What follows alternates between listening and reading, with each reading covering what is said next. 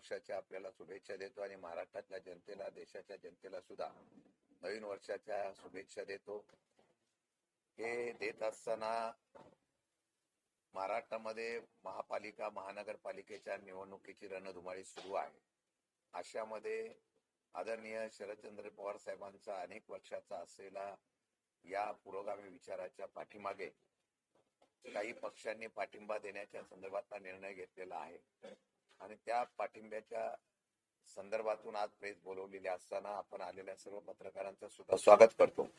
त्यामध्ये रिपब्लिकन पक्ष, खोब्रागडे, कोरिपा अध्यक्ष भाऊ निर्भवने, त्याचबरोबर ब्लॅक पॅन्थर अध्यक्ष सुभाष देसाई, आरपीआय ए अध्यक्ष दीपक निकाळजे यांचे प्रदेश अध्यक्ष बाळासाहेब पवार यांनी पक्षाला महानगरपालिका, जिल्हा परिषद, पंचायत समितीच्या भविष्य काळामध्ये होणाऱ्या निवडणुकीमध्ये पाठिंबा देण्याचा निर्णय घेतलेला आहे. त्यांचा मनापासून आभार व्यक्त करतो. महाराष्ट्रामध्ये अनेक पक्ष असताना सुद्धा काही पक्ष डॉक्टर बाबासाहेब आंबेडकरांचा विचार, शाहू फुले आंबेडकरांचा विचार हा कायम कार्यकर्ते आत्मसात करतात. त्यामध्ये हे पक्ष आहेत ज्यांनी आज तोच विचारधारा घेणाऱ्या पक्षाच्या पाठिंबा देण्याच्या संदर्भातला निर्णय घेतलेला आहे. त्यांचं या ठिकाणी स्वागत करतो आणि मला वाटतं की प्रत्येक जिल्ह्यामध्ये आम्ही एकत्रितपणे त्यांचे पदाधिकारी आणि आमचे पदाधिकारी एकत्र येऊन निवडणुकीच्या संदर्भातून आम्ही समोर जाऊन येणाऱ्या काळामध्ये ही असलेली आघाडी मजबूत करण्याचा प्रयत्न करू.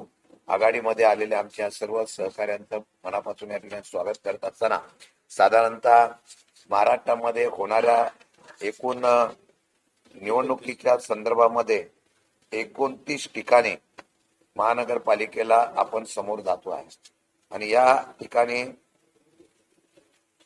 राष्ट्रवादी शरद पवार पक्ष हा 6 ठिकाणी स्वबळावर लढतोय. त्याचबरोबर काँग्रेस बरोबर 11 ठिकाणी आहे. त्याचबरोबर राष्ट्रवादी शरद पवार, उद्धव बाळासाहेब ठाकरे, शिवसेना 11 ठिकाणी आहे. त्याच्याच बरोबर मनसे बरोबर 5 ठिकाणी आहे आणि एनसीपी अजितदादा गटावर 3 ठिकाणी आहे व इतर पक्षाच्या बरोबर पनवेल, कोल्हापूर, सांगली, जळगाव, अमरावती, इचलकरंजी, वसई, विरार या ठिकाणी 7 ठिकाणी आम्ही अलायन्स करतोय. वेगवेगळ्या पक्षाचे असलेल्या अलायन्स करत असताना साधारणतः 2869 पैकी 700 ते 750 ठिकाणी आम्ही निवडणुकीला उमेदवार उभे केलेले आहेत. मला वाटतं की येणाऱ्या काळामध्ये या असलेल्या निवडणुकीच्या समोर जात असताना जिथे आमचा अलायन्स आहे त्या बरोबर आम्ही काम करत असताना या असलेल्या अलायन्सच्या माध्यमातून तिथे यश मिळवण्यासाठी 100% आम्ही प्रयत्न करू. आघाडी असेल त्या आघाडीच्या बरोबर काम करण्याच्या बाबतीमधली भूमिका घेऊ आणि चांगल्या प्रकारचा महाराष्ट्रातल्या लोकांना सध्याच्या राजकारणामध्ये ज्या पद्धतीने राजकारण आहे त्या राजकारणामध्ये लोकांच्या साठी ही निवडणूक आहे. सामान्य कार्यकर्त्यांना निवडणुकीला संधी मिळालेली आहे. त्याला मत देण्याच्या बाबतीमधला एकत्रित कार्यक्रम आम्ही येत्या काळामध्ये एक वेगळ्या प्रकारचा एक अजेंडा घेऊन आम्ही समोर जाऊ. अजेंडा सुद्धा एकत्रितपणे आम्ही त्या ठिकाणी प्रसिद्ध करू आणि तशा पद्धतीने विशेषतः मुंबईमध्ये आपल्याला ह्या मुंबईच्या असलेल्या निवडणुकीला फार महत्व प्राप्त आहे. कारण राज्य आणि इतर राज्य अशा प्रकारचा वाद सध्या मुंबईमध्ये आहे.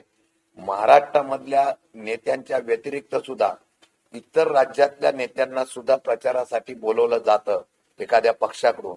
याचा अर्थ प्रांतवाद आणि आता भाषिकवाद याच्यावर धर्मवादाच्या व्यतिरिक्त सुद्धा आता प्रचाराला वेगळं महत्व प्राप्त झालंय का, अशा प्रकारची शंका येते. खरं म्हणतं तर महाराष्ट्र आणि मुंबई हा विभाजन करण्याच्या संदर्भातली शंका आहे. त्या शंकेला आज अशा पद्धतीने वेगवेगळ्या प्रकारच्या समाजाच्या, वेगवेगळ्या प्रकारच्या राज्याच्या नेत्यांना बोलवून तशा पद्धतीने निवडणूक जिंकण्याच्या संदर्भातलं मनसुबे करत आले असेल तर महाराष्ट्रातली राहणारी जनता जी आहे ती सर्व धर्म समभावाची आहे. तिला एकत्र घेऊन मुंबई मधली निवडणूक आम्ही ताकदीने लढवण्याच्या संदर्भातला निर्णय घेऊ.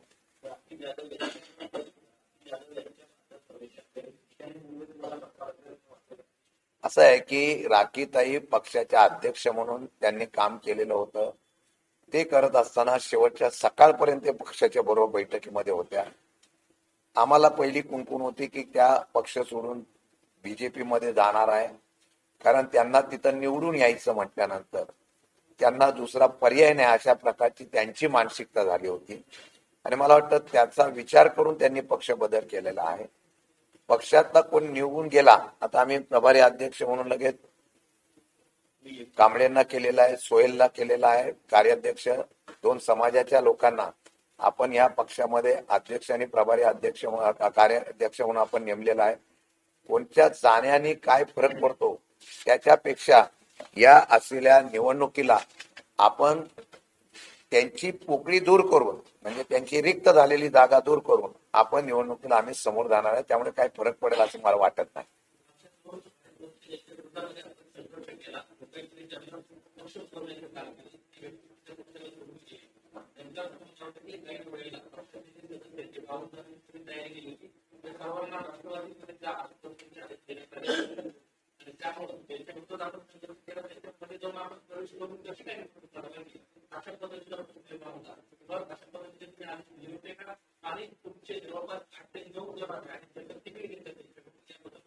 अलायन्स झालं होतं त्यावेळेला अलायन्सच्या चर्चेमध्ये मी होतो, जयंत पाटील साहेब होतो. आम्ही दोघंही शिवसेनेच्या बरोबर अलायन्स करण्याच्या बाबतीमध्ये पहिल्यापासून आमची भूमिका होती. आघाडी म्हणून आम्ही चर्चा करत होतो. मुंबई मधल्या निवडणुकीमध्ये काँग्रेसने मनसे असेल तर आम्ही एकत्र येणार ना अशी भूमिका घेतल्यानंतर आम्ही आघाडीचा धर्म म्हणून शिवसेनेबरोबर कायम राहिलो होतो. आमच्या लोकांची मागणी ही 50 जागाच्या वरती होती. ती कमी कमी करत करत त्याला अनेक वर्षापासून कार्यकर्ते असतात, त्यांना संधी मिळते म्हणून ती आम्ही साधारणतः 30-35 वर आणली होती. त्यामध्ये चर्चा होत असताना बऱ्याच लोकांना आम्ही इच्छा असताना सुद्धा संधी देऊ शकलो नाही, ही वस्तुस्थिती आहे. परंतु कुठेही आम्ही अशा प्रकारची चर्चा इतर पक्षामध्ये अजितदादा गटामध्ये जा राष्ट्रवादीची अशी केलेली नव्हती. कार्यकर्त्यांनी आम्हाला विचारल्यानंतर आम्ही सांगितलं तुम्हाला पर्याय काय करायचा तर तुमचा निर्णय घ्यायला, तुम्ही जसा राखीताईंनी घेतला तसा तुम्हाला निर्णय घ्यायला आम्ही त्या ठिकाणी कोणी अडवणार नाही. परंतु एक सांगतो, त्यांनी जे वक्तृत्व केलं असेल की ज्या पक्षाबरोबर आम्ही लढलो त्या पक्षाबरोबरच या ठिकाणी परत कसं जायचं असा प्रश्न त्यांनी उभार केला असेल. मला वाटतं की त्यांचा प्रश्न हा स्वार्थाचा आहे. ते ज्या पक्षाची भाजपशी कायम लढले, विधानसभेला सुद्धा लढल्या आणि विधानसभेला लढल्या ज्या पक्षाबरोबर ते पूर्वीपासून होते, फक्त तो पक्ष विभागला गेला त्याच्यावर आरोप करण्यापेक्षा ज्यांच्याबरोबर ते कायम लढल्या होत्या त्यांच्याबरोबर हातमिळवणी करून स्वतःची जागा निवडून यावी यासाठी मुंबईच्या अध्यक्षांनी निर्णय घेतला असेल तर तो दुर्दैवाचा होता असं मला वाटतं. मुंबईला एकूण आम्हाला 11 जागा मिळालेल्या आहे. 4 आम्ही स्वतंत्रपणाने लढतोय. पक्षाचा एबी फॉर्म दिलेला आहे. आमची जागा 16-17 जागेची होती. त्यातल्या काही जागांना आम्हाला न्याय मिळणार ही वस्तुस्थिती आहे. त्यामुळे काही लोक मग शेवटी पर्याय म्हणून दुसऱ्या पक्षात गेले असेल. नुसते अजितदादा राष्ट्रवादी गटातच गेले नाही, इतर पक्षामध्ये सुद्धा त्यांनी गेलेले आहेत. आणि मला वाटतं की काँग्रेसमध्ये काही गेले, काही इतर पक्षामध्ये पण गेलेले असल्यामुळे त्यांनी त्यांचा मार्ग घेतला. पण आम्ही अलायन्स मध्ये ठाम राहिलो होतो. तशा प्रकारची भूमिका घेतल्यामुळे बऱ्याच लोकांना आम्हाला संधी द्यायची होती. ताकदीचे कार्यकर्ते होते पण त्यांना देऊ शकलो नाही, ही वस्तुस्थिती आहे. तरी सुद्धा ज्या आहेत त्या जागा निवडून आणण्यासाठी महाविकास आघाडी म्हणून आम्ही प्रयत्न करतो.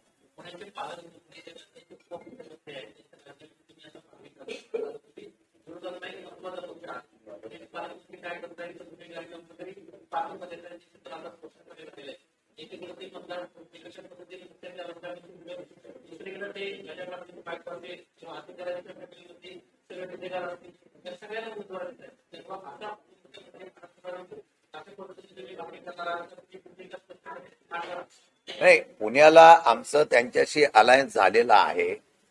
ज्यावेळेला भाजप आणि इतर पक्षाची त्यांचं अलायन्स झालं नाही, आमचं इतर पक्षाच्या अलायन्स मध्ये मत या ठिकाणी अलायन्स करताना तिकिटाच्या बाबतीमध्ये जागेच्या बाबतीमध्ये थोडीशी दरी निर्माण झाली. त्यावेळेला त्यांच्याशी अलायन्स झालेला आहे. पण तुम्ही मला प्रश्न विचारला, हा प्रश्न खरं म्हटलं तर सर्व पक्षांना लागू होतो. बऱ्याच पक्षामध्ये जर तुम्ही बघितलं तर अशा प्रकारचे गुन्हेगार स्वरूपाची लोक आहेत, अशा तक्रारी आहेत. मला वाटतं की नुसतं राष्ट्रवादी अजितदादा गट हा पुरता मर्यादित हा नियम नसून राज्यात देशात बघितलं तर निवडणुका जाहीर झाल्यानंतर अनेक अशा प्रकारचे गुन्हेगार प्रवृत्तीची लोक आमदार खासदारकीपासून सगळे उभे राहतात. त्याला नियमच करणं गरजेचं आहे. तो नियम आता निवडणूक आयोग सरकारने केला पाहिजे. आम्ही किती बोललो तरी त्याचा परिणाम तिथे काय होतो, उमेदवारी तर देण्याचा बाकी प्रयत्न होतो. आमचं म्हणणं एवढंच आहे की कार्यकर्त्यांना संधी देण्याच्या संदर्भात निर्णय घेत असताना आता निवडणूक आयोग किंवा जे शासनामधले सरकारने या संदर्भामध्ये काय कायदा करता येतो का काय याच्या संदर्भात निर्णय घेणं गरजेचं आहे. मी भरू शकतो ही लोकशाही मधली जी काही त्रुटी आहे त्या दूर करणं गरजेचं आहे. त्या जेव्हा दूर होतील तेव्हा मला वाटतं की ह्याला कुठेतरी बंधन येईल.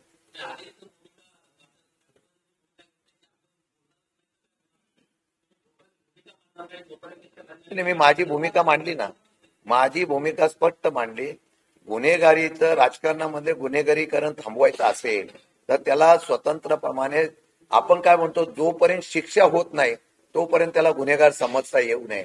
माझ्या माहितीप्रमाणे त्याच्यावर एखाद्या गुन्हे दाखल झाले आणि ते गंभीर स्वरूपाचे असतील, सातत्याने तो गुन्हेगार प्रवृत्तीचा असेल तर त्याच्यावर निवडणूक बंदी घालण्याच्या संदर्भातला कायदा हा करणं गरजेचं आहे. तो नुसता महानगरपालिकेपुरता मर्यादित न राहता तो देश आणि राज्य स्तरावरच्या असलेल्या परिस्थितीवर हा नियम जर केला गेला तर मला वाटतं की तो योग्य होईल आणि ते करण्याच्या संदर्भातली भूमिका ही काळाच्या नुसार घेणं गरजेचं आहे.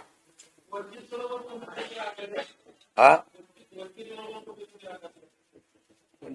वंचित मध्ये बऱ्याच ठिकाणी आमची आघाडी आकडेवारी नाही, स्वबळावर आम्ही 6 ठिकाणी लढतोय. 11 ठिकाणी काँग्रेस बरोबर आहोत, 11 ठिकाणी उद्धव बाळासाहेब ठाकरे पक्षाबरोबर आहोत. त्याचबरोबर महानवनिर्माण सेनेबरोबर 5 ठिकाणी आहे, एनसीपी बरोबर 3 ठिकाणी आहे आणि इतर ठिकाणी 7 ठिकाणी आहे. त्यामध्ये माझ्या माहितीप्रमाणे वंचितची कोल्हापूरमध्ये वंचित बरोबर आहे, त्याच्याबरोबर जळगाव मध्ये वंचित बरोबर आहोत. त्यानंतर अजून अमरावतीमध्ये त्यांच्याबरोबर आहे. अशा प्रकारची 3-4 ठिकाणी आम्ही वंचित बरोबर आहोत.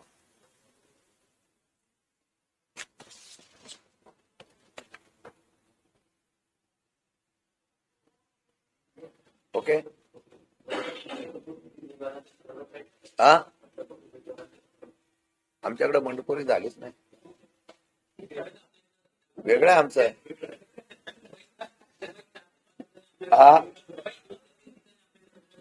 हा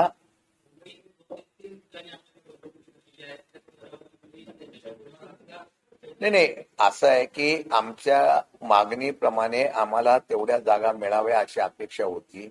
त्या ठिकाणी आम्ही फॉर्म दिलेला आहे. मैत्रीपूर्ण लढतीच्या बाबतीमधला आम्ही प्रस्ताव दिलेला आहे की मैत्रीपूर्ण लढाई ही मुंबईला, नवी मुंबईला काही ठिकाणी जे आहे तिथं व्हावी अशा प्रकारची आम्ही त्या ठिकाणी विनंती केलेली आहे. माघार घेतल्यानंतर चित्र स्पष्ट होईल, त्यावेळेला सविस्तरपणे त्याच्यावर चर्चा करून तिन्ही पक्ष बसून आम्ही मार्ग काढू.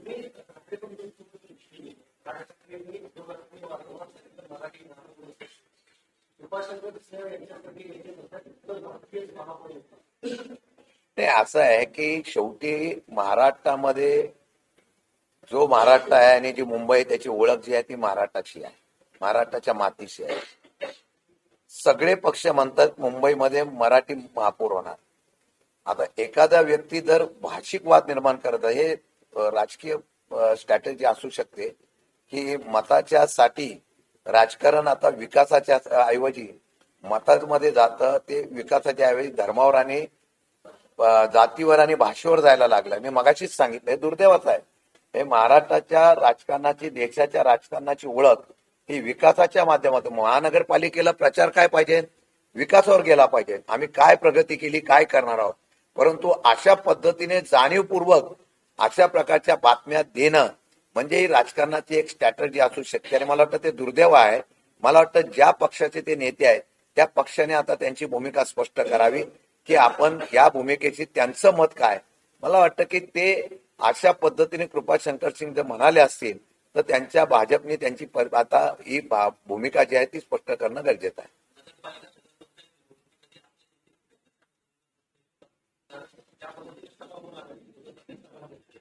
किमान महानगरपालिका निवडणुकांमध्ये आपल्या कार्यकर्त्यांना बळ देण्यासाठी आपण काही प्लॅन केलाय का? आपण केलेला मुंबईमध्ये आम्ही प्रचारांची स्टार प्रचारकांची यादी तयार केलेली आहे. 40 जणांच्या यादी आहे.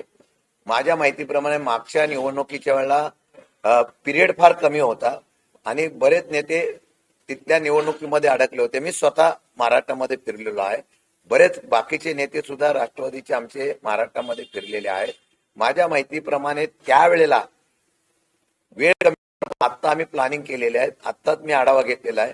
कुठे कुठे आता माघार घेतल्यानंतर प्रचाराच्या बाबतीमध्ये स्टार प्रचारक फिरतील आणि प्रत्येक ठिकाणी विशेषतः मुंबई, नवी मुंबई वगैरे ह्या सगळ्या पुन्हा पिंपरी चिंचवड अशा बऱ्याच ठिकाणी नेत्यांच्या सभा होतील आणि तशा प्रकारचं नियोजन प्रचाराचं आम्ही चांगल्या प्रकारचं नियोजन केलेलं आहे.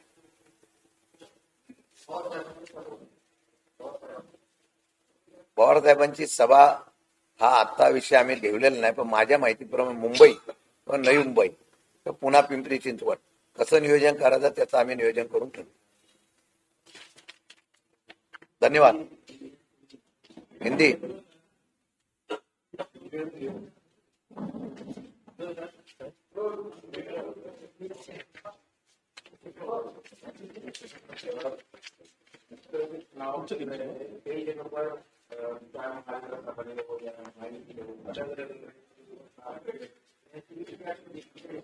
एनसीपी आज महाराष्ट्र में हर जगह पे होने वाले महानगर पालिका के चुनाव में स्वतंत्र 6 जगह पे लड़ रही है.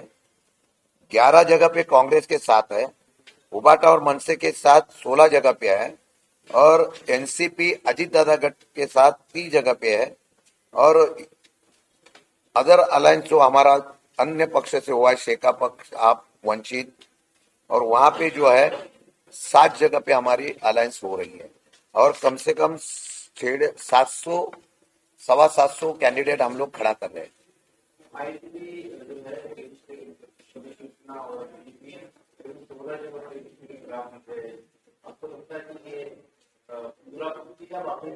नहीं, ये क्या है, लोकल बॉडी का इलेक्शन है, उसमें कार्यकर्ता की अपेक्षा रहती है, पार्टी की कौन सी भी होने दो, कि हमें मौका मिलना चाहिए.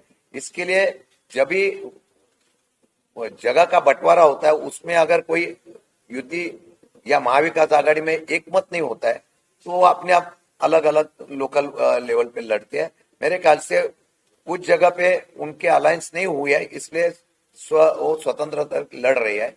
मेरे बात में कुछ जगह पे नूरा भी हो सकते हैं, कुछ जगह पे सही भी हो सकती है.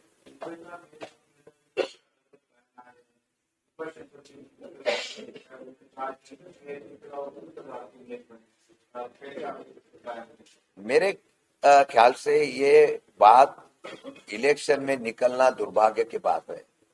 हमारा चुनाव हर पार्टी का विकास के मुद्दे पे होना चाहिए, चाहे मुंबई महानगर पालिका हो या और महानगर पालिका हो. लेकिन मैं देख रहा हूं कुछ सालों में ये देश में, राज्य में और कारपोरेशन के चुनाव में भी अभी धर्मवाद आ रहा था, अभी भाषिकवाद आ रहा है, अभी राज्य का वाद है, प्रांतवाद आ गए. मेरे ख्याल से ये वोटों के लिए, मतों के लिए अगर ऐसी तरह से बंटवारा करना तो दुर्भाग्य की बात है, वो गलत है. इलेक्शन हो जाता है लेकिन बाद में उसके परिणाम जो होते हैं आगे उसके चल के गलत होते हैं.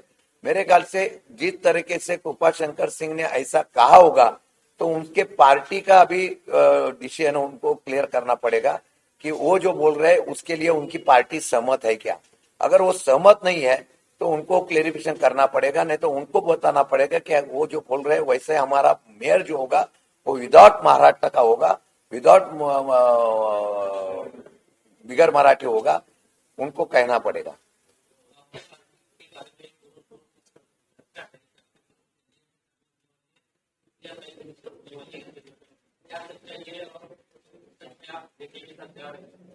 आज तो हम लोग आपके सामने तो पूरा चिट्ठा सामने रखा है. हम एनडीए के साथ जाने के लिए, कभी बीजेपी के साथ जाने के लिए पवार साहब ने कभी उसको मंजूरी नहीं दी थी. आज भी हम लोग विदाउट बीजेपी यहाँ पे अलायंस कर रहे हैं. यानी एनडीए के साथ जाने के लिए आज कोई उसमें बात ही नहीं है। आज आपके सामने मैंने खुला बात रखा है कि जहां पे विदाउट बीजेपी है वहां पे हम लोग अलायंस कर रहे हैं।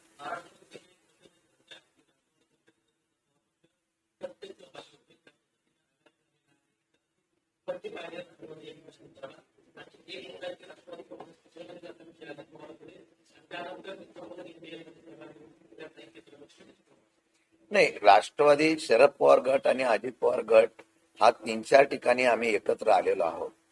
त्यांचं अलायन्स झालेलं नाही, आमचं अलायन्स झालेलं आहे. अलायन्स झालं म्हणजे पक्ष विलिनीकरणामध्ये गेला अशा प्रकारच्या चर्चा होत नसते.